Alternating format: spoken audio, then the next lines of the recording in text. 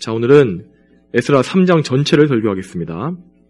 자, 오늘 본문 앞에 나와 있는 에스라 2장에서는 1차 포로 기환 때에 약속의 땅 이 팔레스타인으로 돌아온 5만여 명의 사람들이 누구였는지가 기록되어 있습니다. 이스라엘의 지도자들, 족장들은 이 돌아온 사람들의 가문이나 출신 지역을 검증함으로써 그들 모두가 하나님의 백성으로서의 신앙적인 정체성을 가지고 있다는 사실을 명백하게 했습니다. 자, 특별히 돌아왔던 회중 가운데에서 그들 중에서는 이 과거에 이스라엘에게 점령되어서 종으로 섬기게 되었었던 이방인들의 후손도 많이 포함되어 있었습니다. 자, 이 이방인 노예들이 약속의 땅으로 함께 돌아왔다는 사실은 장차 예수 그리스도를 통하여 세우실 교회, 이 수많은 이방인들이 함께 들어오게 될 것을 보여주는 이런 복된 징조였습니다. 자, 이처럼 에스라는 이 포로 생활에서 돌아온 사람들이 이스라엘을 재건할 자격이 있는 사람들임을 분명히 밝혀놓았고, 또 이어서 3장에서는 그들이 어떻게 선조들의 옛 신앙을 회복시키고 계승하게 되었는지를 그 과정을 보여주고 있습니다. 자, 오늘 본문은 1절부터 13절까지 크게 두 부분으로 나눌 수 있습니다.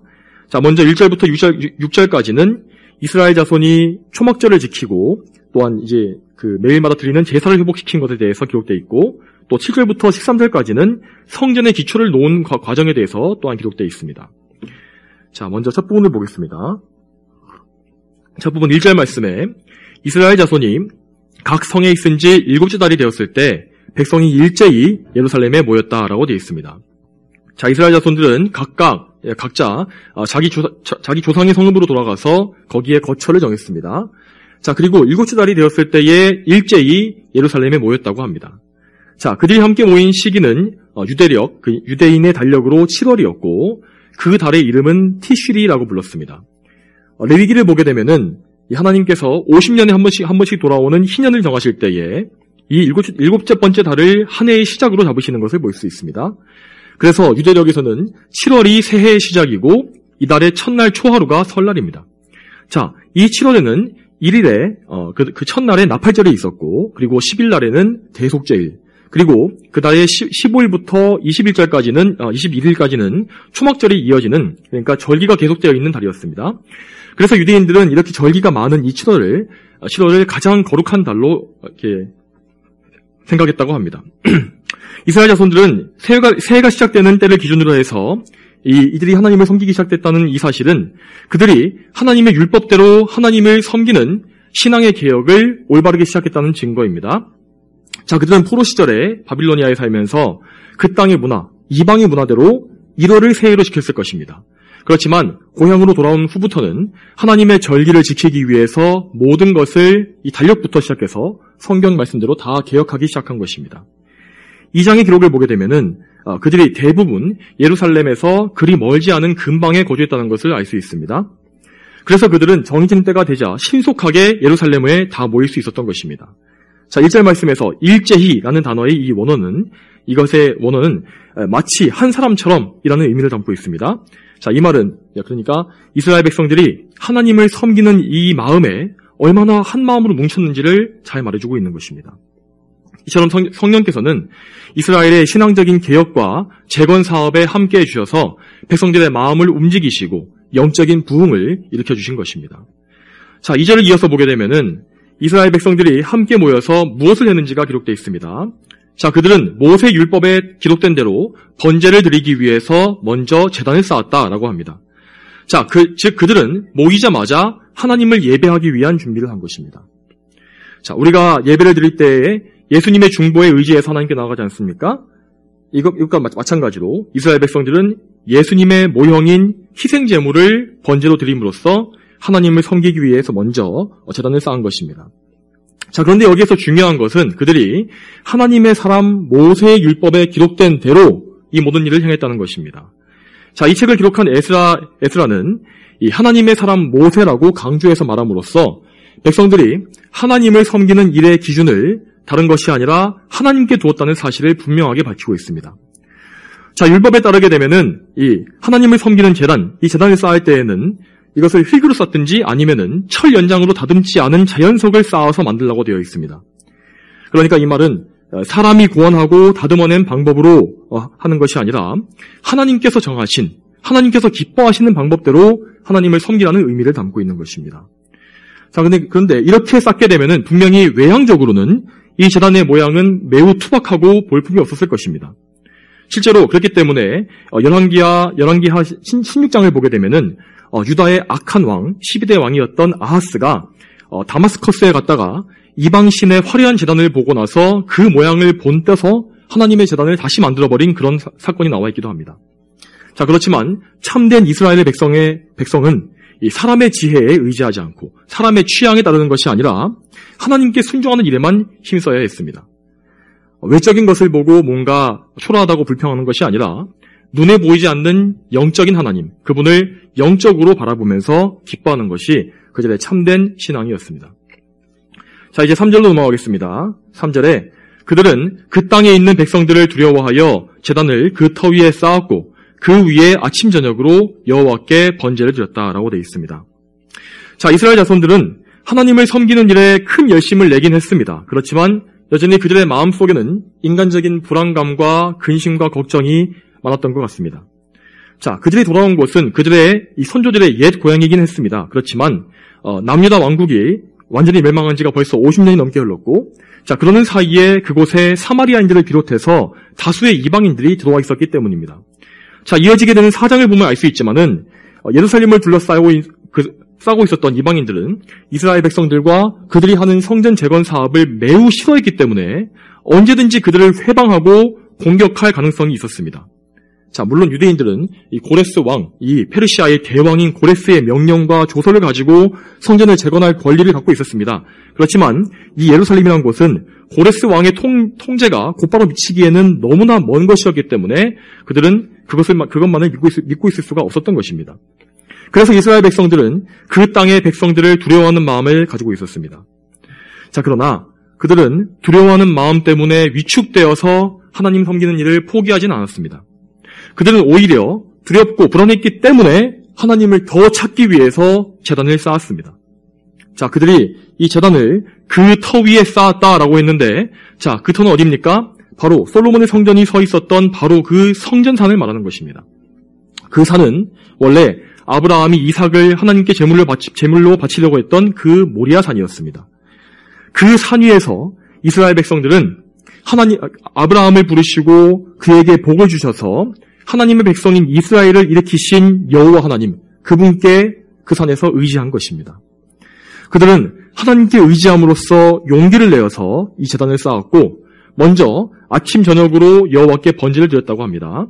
자, 여기에서 아침 저녁으로 드리는 번제라는 것은 출애굽기 29장 28절부터 42절까지에 나와 있는 제사인데, 여기에는 매일 아침과 해질녘에 흠 없는 1년 된 어린 양을 한 마리씩 태워서 번제로 바치라는 명령이 나와 있습니다. 이스라엘 백성은 가장 먼저 한 것이 이렇게 매일마다 하나님께 나아가고 그분을 바라보는 예배를 회복하는 것, 이것을 먼저 한 것입니다. 하나님께서 이렇게 규칙적으로 번제를 드리게 하신 이유는 그들이 뭔가 형식주의에 빠지라는 그런 의미가 아니라 그들이 항상 매일같이 매순간 하나님을 생각하며 의지하도록, 또한 그들의 죄를 회개하도록 하신 것이었습니다.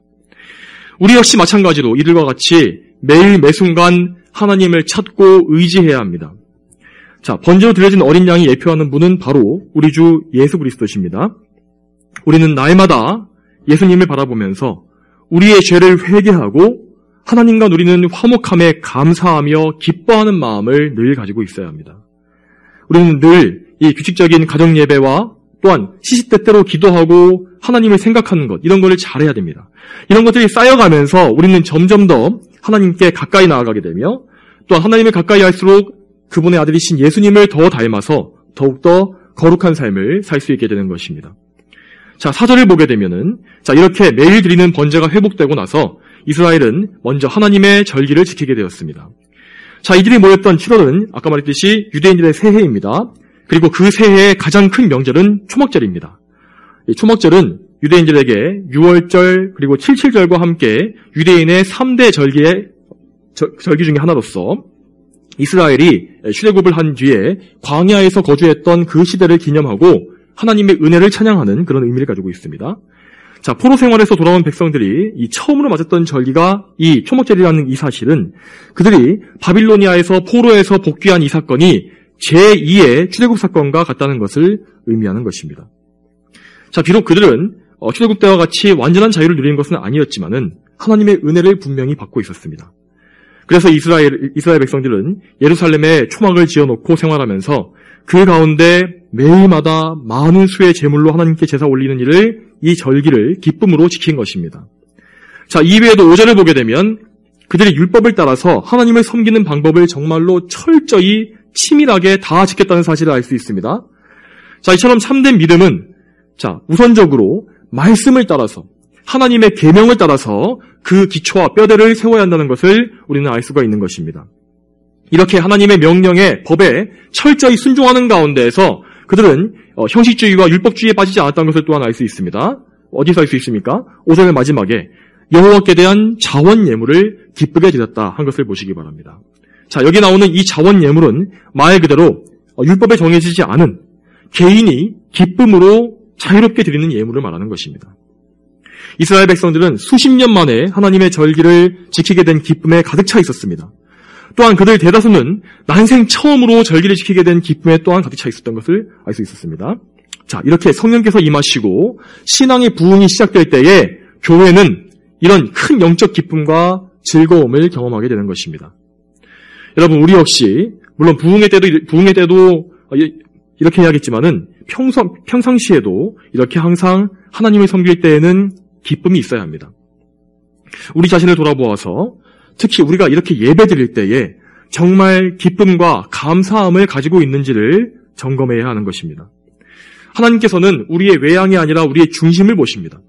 만일 우리가 우리 주 예수 그리스도께서 이루신 구원에 감사하는 마음이 없이 그냥 예배당만 오가고 또한 하나님 아버지께 대한 사랑과 경외하는 마음이 없이 그저 냉랭하게 종교의식을 치르고 있는 것이라면 그것은 우리에게 영적인 재앙이 될 것입니다. 만일 여러분이 이러한 상태에 지금 빠져 있는 것이라면 즉시 하나님께 회개함으로 기도하시기 바랍니다. 여러분의 차가운 영적 상태를 그냥 방치하지 마시고 저와 여러분 모두가 본문의 이스라엘 백성과 같이 기쁨으로 하나님을 살게 되기를 바랍니다. 자, 이렇게 하나님께 드리는 제사와 절기가 회복된 이후에 이스라엘 자손들은 영적인 힘을 얻었고 그래서 성전을 재건하는 일에 더욱더 박차를 가할 수 있게 되었습니다.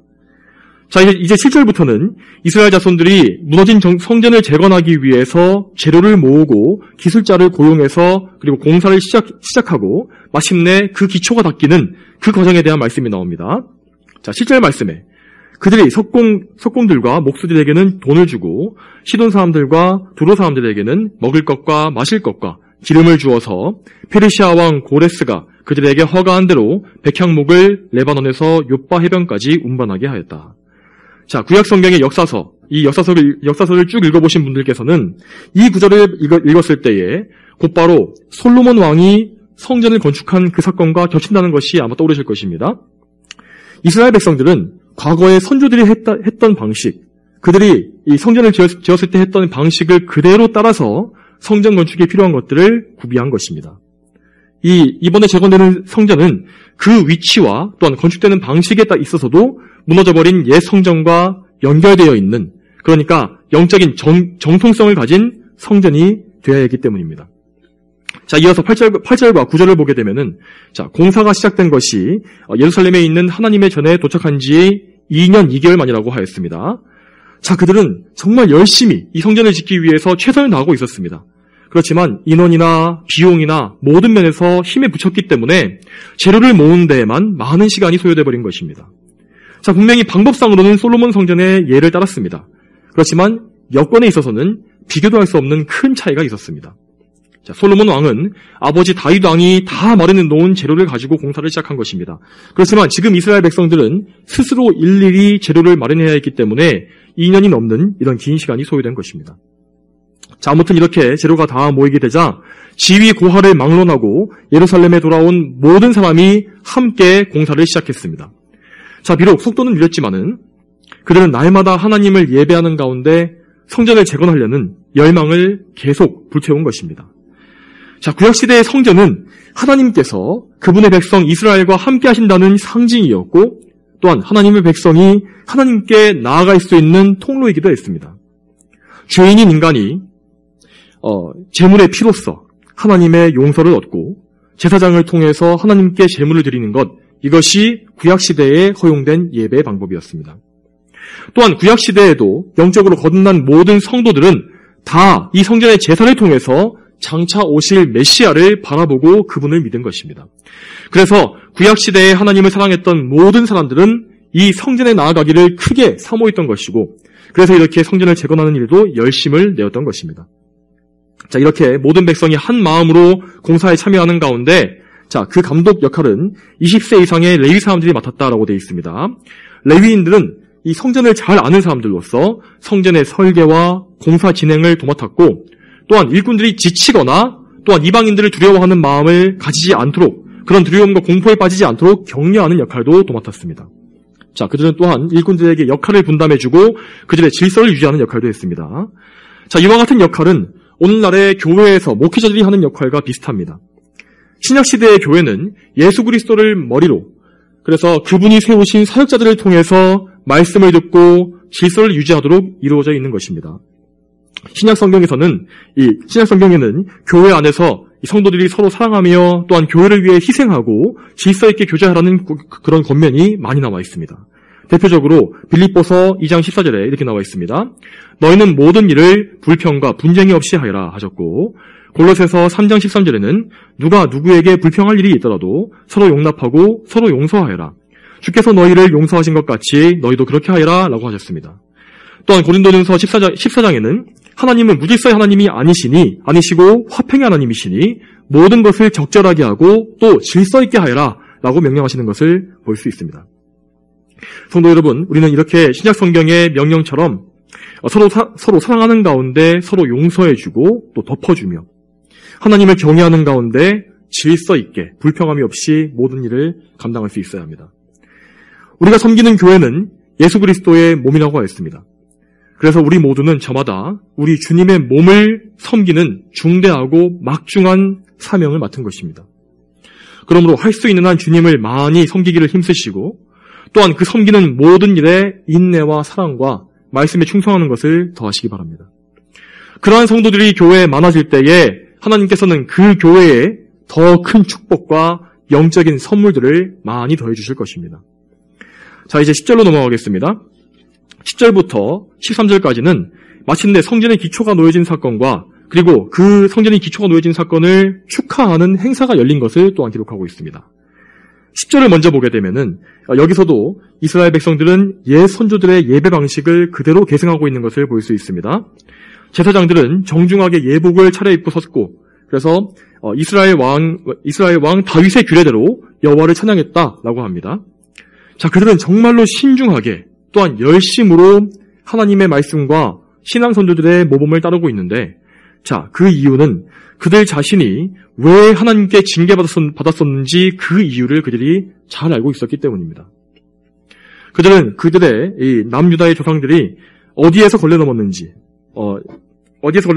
넘어졌고 어떻게 하나님을 진노하시겠는지를 알고 있었고, 그 넘어지게 했던 죄악과 장애물을 치워버리고 하나님만 섬기기 위해서, 그분께만 순종하기 위해서 철저히 애쓴 것입니다.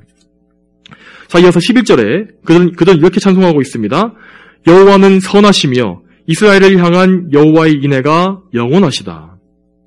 비록 이스라엘 백성들은 하나님을 버리고 크게 범죄했었지만은 하나님께서는 참으로 선하셔서 그들을 영원히 버리지 않으셨고 그분께서 택하신 백성을 향한 영원한 사랑과 인자하심을 보여주셨습니다. 이스라엘 백성들은 그들을 다시 약속의 땅으로 돌아오게 하신 하나님께 그들이 무엇을 감사해야 하는지, 하나님께서 하신 일이 무엇인지를 정확하게 알고 그분을 높인 것입니다. 이제 12절과 13절 마지막 절을 보게 되면은 마침내 성전의 기초가 완성되는 장면이 나옵니다. 자, 그런데 이번에 재건된 성전은 솔로몬 당시에 지어졌던 옛 성전과 비교했을 때는 정말 비교도 안 될 정도로 작고 보잘것없었습니다. 자, 건물의 크기 자체도 작았고 또한 거기에 사용되어 있던 돌의 크기도 훨씬 작았습니다. 그리고 건축 기술도 훨씬 못했기 때문에 외양 역시 훨씬 더 초라해 보였을 것입니다. 그래서 이스라엘 백성 중에서 연로한 족장들 가운데서는 첫 성전을 보았던 사람들이 많았다라고 되어 있는데, 이는 첫 번째 포로로 잡혀갔던 때는 70년 전이었지만은 성전이 완전히 파괴된 것은 50년 전으로 비교적 최근이었기 때문입니다. 물론 성전에 기초가 놓인 것은 기쁜 일이었습니다. 그렇지만 그 노인들은 예전 성전에 비해서 거의 아무것도 없는 것이나 다름없는 이번 성전의 기초를 보면서 크게 슬퍼하며 그렇게 몰락한 것에 대해서 울었던 것입니다. 반면에 다른 젊은 사람들은 어쨌거나 이것이 그들에게 첫 번째 성전의 시작이었기 때문에 참으로 기뻐하고 소리 높여 환호했습니다. 큰 통곡 소리와 환호 소리가 뒤섞여서 분간이 안 되었고 그 큰 소리가 멀리까지 들렸다고 기록하면서 에스라 3장은 마무리되고 있습니다. 이스라엘 백성들이 귀환해서 제사와 절기를 회복하고 성전을 재건한 일은 분명히 기쁘고 복된 일이 맞습니다.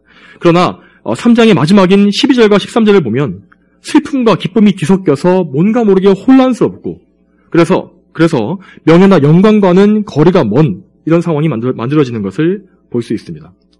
자, 이것이 그 당시의 역사적 상황이었습니다.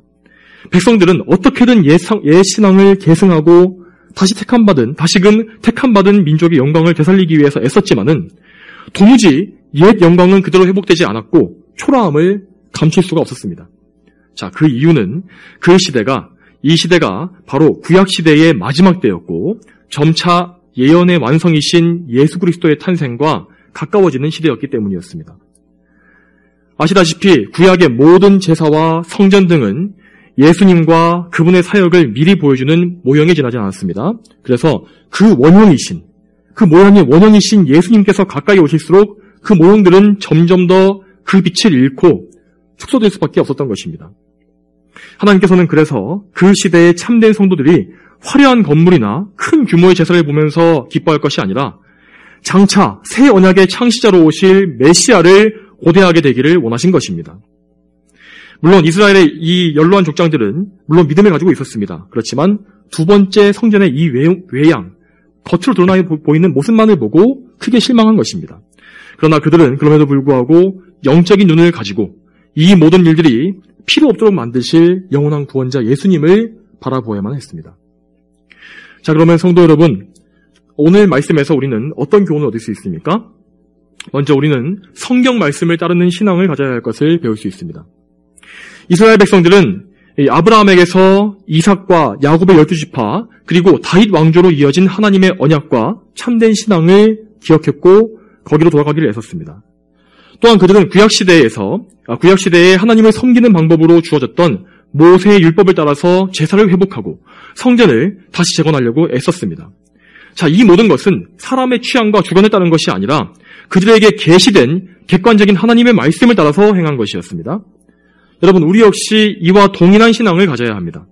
자, 포로 생활에서 돌아온 이스라엘 백성들이 그랬던 것처럼 우리도 철저히 하나님의 말씀대로, 이 성경대로 우리의 지식과 신앙생활과 예배와 교회의 모든 법칙을 세워야 하는 것입니다. 구체적으로 하나님의 말씀을 따른 신앙이란 것이 무엇이냐면 구약에서 신약으로 이어지고 예수님과 사도들에게서 이어진 신앙의 정통을 말하는 것입니다.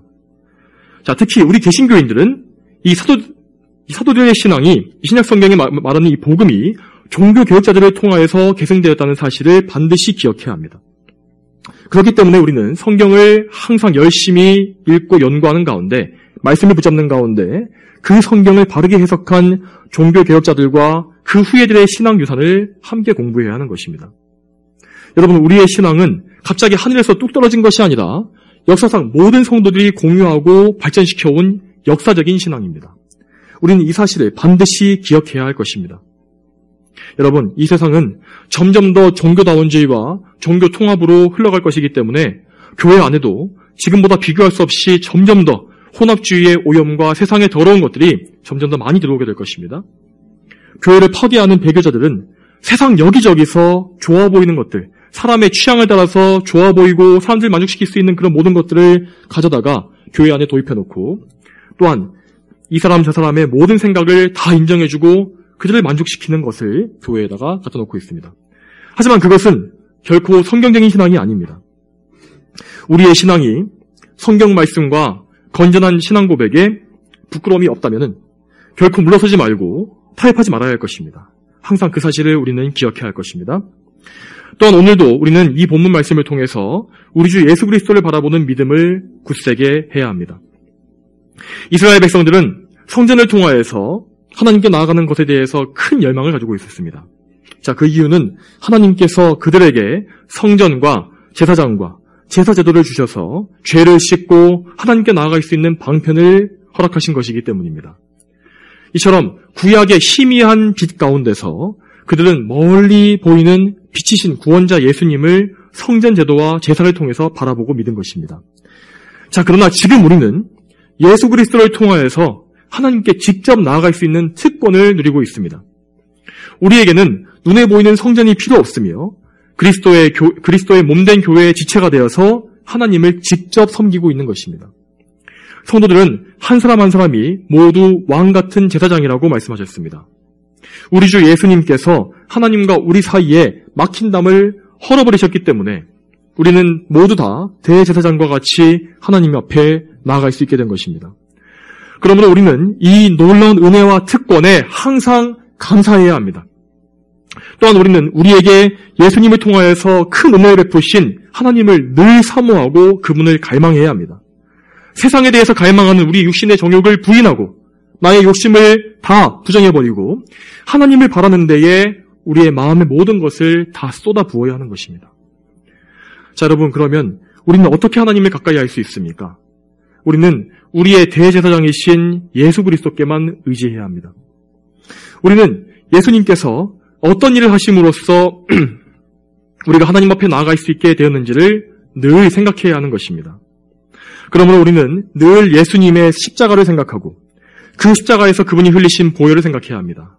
또한 그분이 이루신 완전한 의의를 생각하면서 날마다 죄로 오염되는 우리의 몸과 마음에 예수님의 보혈이 뿌려지고 우리가 깨끗함을 잊기를 소망하면서 철저히 회개하며 기도해야 하는 것입니다. 또한 여러분, 우리는 이 세상 가운데에서 항상 이 세상만 바라보는 것이 아니라 항상 영광스러운 완성을 향해 가야 하고 그 완성을 바라보아야 할 것입니다. 자, 여러분, 우리가 신앙생활을 하다 보면은 이 시대 교회의 영적인 초라함과 또한 이 세상의 온갖 흉악하고 더러운 죄 때문에 큰 슬픔을 느낄 때가 많지 않습니까? 또한 여러분, 우리 자신의 이 죄와 또 연약함들, 이런 것들은 또 얼마나 우리를 낙심하게 만듭니까? 또한 우리가 뭔가 잘 해보려고 했어도 때로는 큰 실패를 경험하기도 하고 어쩔 줄을 모르는 가운데 하나님만 찾으면서 탄식할 때가 분명히 있습니다. 그러나 우리는 어떠한 때에도 무엇을 보았을 때에도 소망 없는 사람처럼 살아서는 안 될 것입니다. 자, 오늘 읽었던 이 이스라엘 백성의 찬양처럼 하나님은 선하시고 그분의 백성을 향한 인애가 영원한 분이십니다. 그분은 반드시 어떤 상황 속에서도 우리를 건져주실 것이고 모든 일에 그분의 공의를 이루실 것입니다. 또한 무엇보다 우리에게는 장차 다가올 영원한 영광, 그 소망이 있지 않습니까? 우리 주님께서 다시 오실 그날에는 모든 숨겨진 것들이 다 드러나고 모든 악이 그 행한 대로 심판받게 될 것입니다. 우리를 괴롭게 했던 모든 더럽고 흉한 죄악들이 다 없어질 것입니다. 그날에 대해서 우리는 이 땅에서 아무리 많이 생각하고 말해도 충분하지 않을 것입니다. 우리는 시간이 지날수록 우리의 나이가 더 먹어갈수록 그날을 더욱더 고대해야 합니다. 성도 여러분, 장차 예수님과 함께 누릴 영광을 생각하시면서 항상 기뻐하시기 바랍니다. 또한 우리 역시 심판대 앞에 서서 예수님께 모든 것을 고해한다는 것을 항상 생각하시면서 늘 죄를 멀리하시고 거룩함을 추구하시기 바랍니다. 선하신 하나님께서 오늘도 우리 모두와 함께 하심으로 참된 믿음과 기쁨 안에 살게 해주시기를 소망합니다. 다 함께 기도하시겠습니다. 거룩하신 아버지 하나님, 오늘도 에스라서 말씀을 통하여서 옛적 이스라엘 백성들이 자신들의 신앙을 회복하고 개혁하기 위해서 어떻게 하였는지를 그 모범을 보게 해주시고, 또한 우리들도 우리가 이어받은 이 신앙을 또한 우리가 알고 어떻게 해야 하나님을 바르게 섬길 수 있는지를 말씀을 듣게 해주시니 감사합니다. 하나님 아버지, 부족한 저희들을 항상 불쌍히 여겨주시고 저희가 언제나 하나님의 거룩한 말씀을 따라 우리의 신앙을 세워가며 또한 이 세상에 또한 맞서 싸울 수 있도록 주여 도와주시옵소서. 무엇보다 우리의 대제사장이신 예수님을 우리가 의지하는 가운데 항상 기뻐하며 하나님께 나아가고 또 하나님께 순종할 수 있도록 주여 도와주시옵소서. 감사드리오며 예수님의 이름으로 기도 올렸습니다. 아멘.